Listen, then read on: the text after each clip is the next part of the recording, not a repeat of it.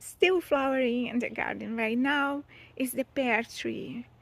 Our pear tree is our first fruit tree that flowers in my garden, and they have this beautiful white, delicate, fragrant flower. The bees love it.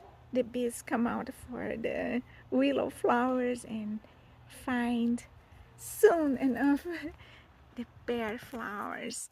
So we have a lot of flowers.